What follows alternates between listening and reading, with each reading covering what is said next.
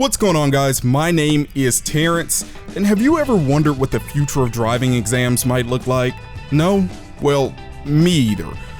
But that's the cool thing about innovation and technology. Whether you want it or not, it always seems to find a way onto the market. Today I want to speak briefly about this cool piece of tech I've been playing with recently and the potential impact it could have on the automotive industry. That cool piece of tech is the Oculus Quest. A couple years ago, I saw a Kickstarter for a new device known as the Oculus Rift. It was this head-mounted display that allowed users to enter virtual worlds, or if you want to refer to their slogan, step into the game. I can't help feeling like I've seen this before. There's only one problem. It needs your eyes. If you've seen Ready Player One or Tron, then you probably have a good idea of what I'm describing. Back in 2012, when the Kickstarter was created, the idea was complex, ambitious, and still a bit conceptual in its implementation. Fast forward to today, and virtual reality headsets have become consumer household items. But what does this have to do with cars? Well, a few days ago I was browsing for a fun app on my Quest when I found a highly rated driving game. Now, I'm not new to driving games. I grew up on Gran Turismo, Midnight Club, Burnout, and Need for Speed. More recently, I've had a lot of fun with my driving wheel and Assetto Corsa on my PC, installing Kia Stinger mods and taking it on uphill climbs through Akana Pass. However, this was a little different. Car Parking Simulator is a virtual reality game developed by a small indie team of developers in Germany. It tasks players with navigating a variety of different driving courses with a difficulty that increases as you clear each level. While it was definitely a fun challenge, it wasn't necessarily the gameplay that amazed me. It was the overall experience. See, with the Quest on, everywhere I look, I'm in the game, or in this case, the car. The beautiful visuals mixed with the responsive controls, it all hit on an extremely familiar feeling. The feeling of driving. I could look at the dash cluster and see my speedometer and revs. I can reach down and shift gears. I had the ability to roll down my window and take in the breeze, well, metaphorical breeze. Or reach up and touch my imaginary Oakley holder.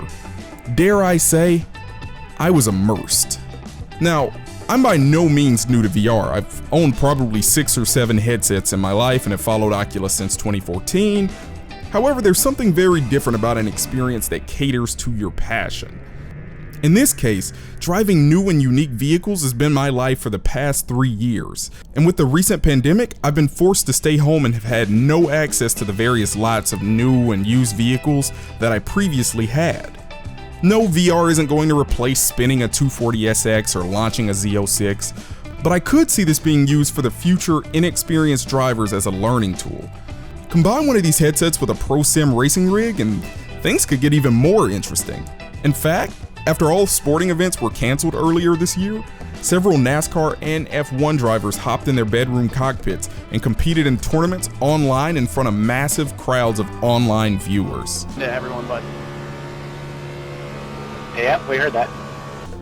But I don't believe these kind of VR experiences are limited to just racing enthusiasts or beginner drivers.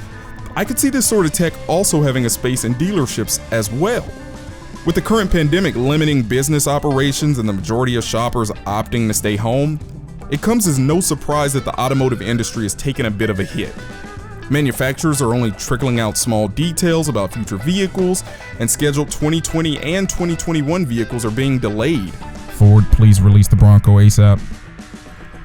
Personally, I'd love to still be able to demo those vehicles even if it is just a virtual tour or auto show.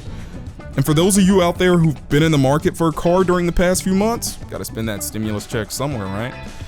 You've probably noticed that every dealership in America is now offering near contactless shopping experiences. Find your vehicle online, apply for financing online, value your trade online, and then have your vehicle delivered to your doorstep like an Amazon package.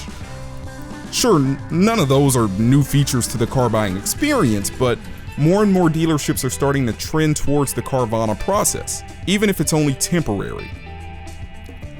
I think this is another area where virtual test driving could potentially see VR being implemented. Sure, you aren't going to feel the diamond stitch leather or do a Doug DeMuro leg test, but you could definitely get a better idea of things like interior visibility and the layout to scale. Drivability won't be anywhere near perfect, but you can still get an idea of a vehicle's acceleration, braking power, or turn radius. I mean, imagine full sending a Stinger GT2 off the dealership lot or taking a virtual road trip in your new Telluride while testing unique features like driver talk. I don't know about you, but I'm sold. While this is an incredible and fascinating potential direction for the automotive industry, these ideas aren't entirely new. We already have virtual test drives and walkarounds readily available from both dealers and manufacturers. This is merely the next step in their evolutionary process. And maybe this is me being too delusional or ambitious with a pipe dream, but I'm okay with that because I love this industry and I'm excited to see whatever innovations may come. As always, if you enjoyed the video, be sure to give it a like and drop us a comment with your thoughts down below. If you want to see more content like this, be sure to hit that subscribe button and leave us a request in the comments as well. And of course, depending on where you're watching this, whether it's my professional work channel or my personal YouTube channel, you might not even have to subscribe. You might already be there. If not, be sure to check out the other one. I'll have both links in the description depending on where you watch it. And of course, thank you for watching, and I'll see you in the next video. Peace.